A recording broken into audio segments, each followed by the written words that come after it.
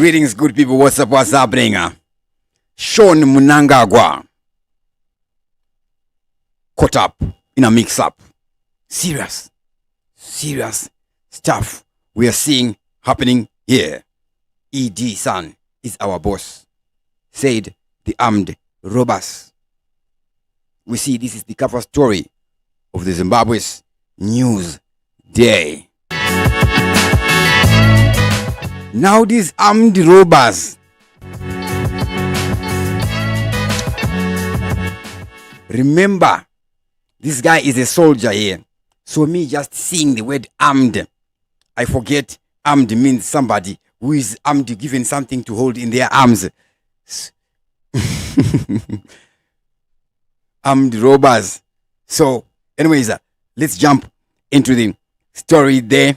And let us just ignore the irony there of that word armed and robbers and ED's Mnangagwa's son being a soldier. What is in here?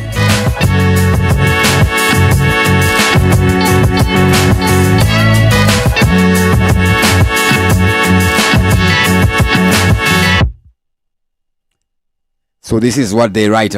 These guys from the Zimbabwe News Day.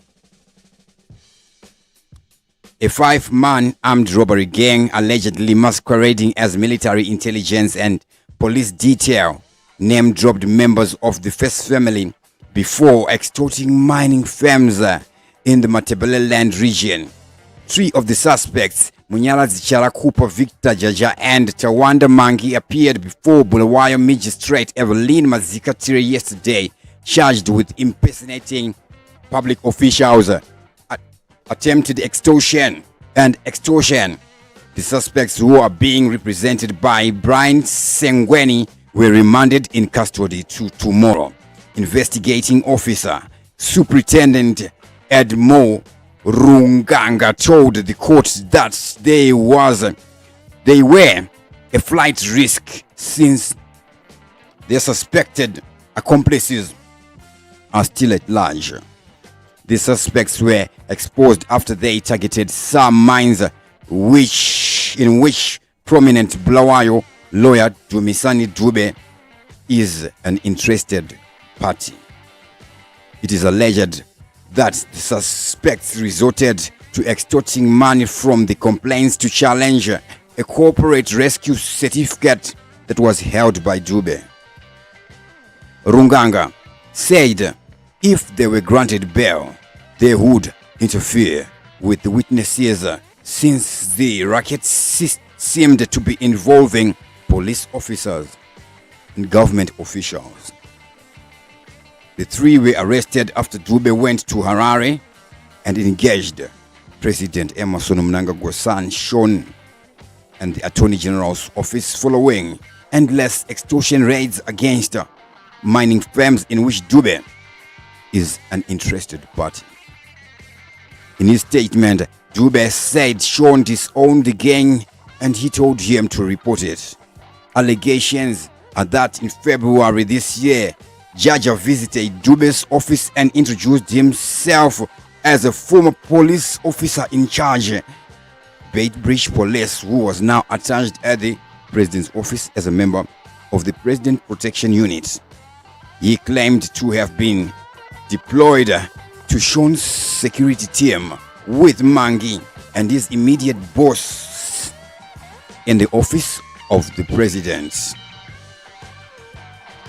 It is the state's case that they were in the company of Charakupa and Pemba, who claimed to be military intelligence members deployed to look after war veterans. Permanent Secretary Clive Mbapela's interests in Matabeleland. The court heard that they were in possession of a file with special grant application for Matabeleland South Province belonging to different individuals who included 3 of Dube's professional mining clients. They said the claims would ever be cancelled unless a protection fee of US $300,000 was paid to Sean, their boss. In a statement, signed by CID, Law and Order Section Dube, said he refused to pay. A month later, on April 24, 2024, I was appointed corporate rescue practitioner of Fools Investment Private Limited by Master High Court under CRPB 124. The accused subsequently came to my office claiming to be directors of Fools Investment and demanded US $200,000 each. Jaja showed me an official card from the office of the president as his identification. The statement read. On the third account, the court had they attempted to extort Dube's client of US $800,000. Prosecution alleged that on the fourth count, the accused and their accomplices were still at large on July 23, 2024, threatened to kill Dube unless he gave in to their demands. Now it's getting serious. We are seeing an interesting company named the Fools Investment that will be very, very catchy. Then, anyways, let's continue. After the threats, Dube was ordered to surrender US $40,000 to Mangi. On count 5, the four also allegedly forced Dube to pay for their accommodation, covering a period of 3 months. They were on the alleged special operation. Dube gave them US $40,000 and US $100,800 in the presence of Pemba and Dhaka after they threatened to make him unalive, to kill him.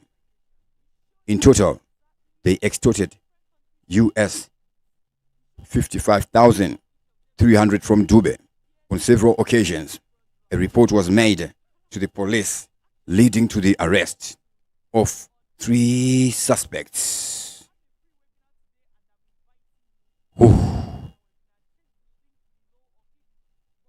This is happening in Zimbabwe. Things like this. In South Africa again, yesterday I came across a report that was talking of this type of there's a criminals resorting to straight up militia type of operative here.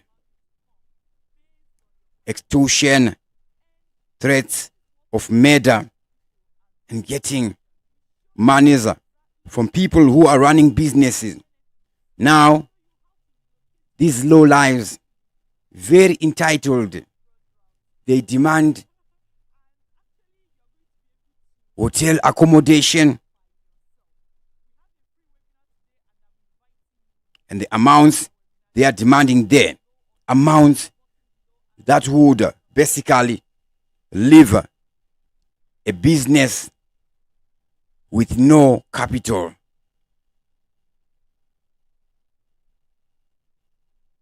And we see they masquerade themselves as somebody who is supposed to be having authority, right?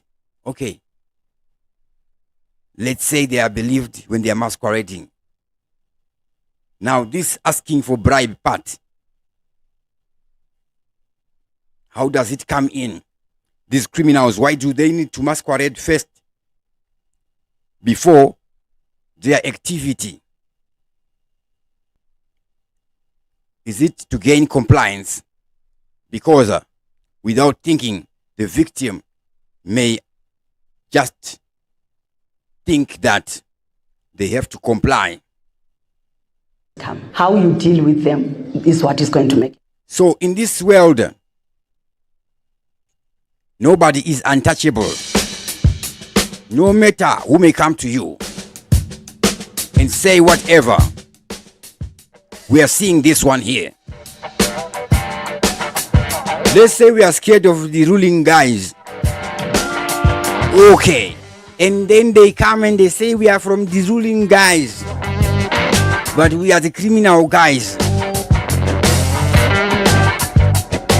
They'll be in disguise, but really it's disgusting. You should take action. Report to the authorities.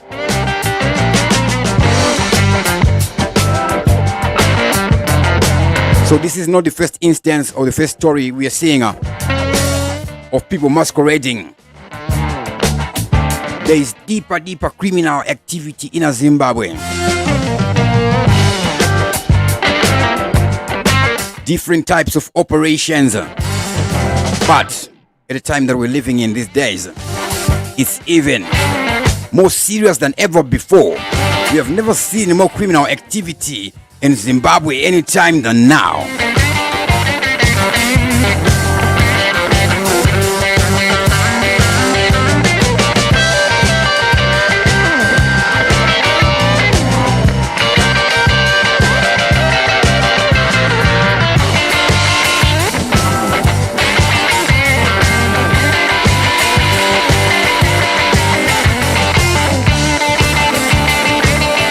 So this is a problem that needs us to take action on that. It's becoming cultural.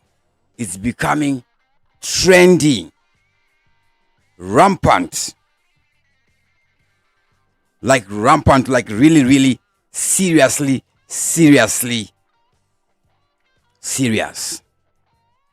So when something gets that serious, there is need for serious action. Operation type of action. Like here where I stay.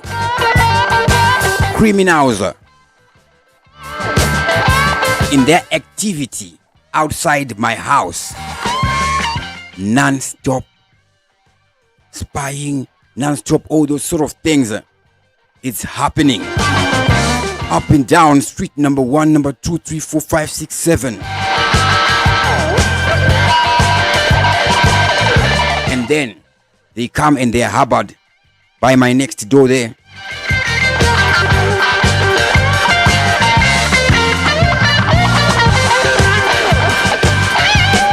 So I don't know them and their team, how they work with each other.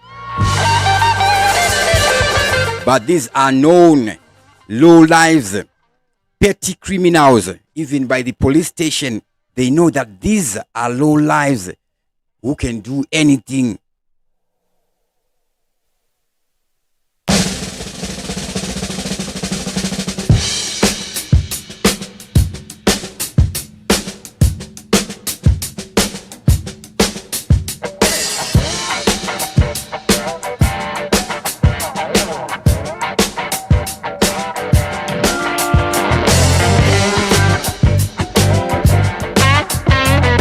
Only time will tell where we are headed as a nation.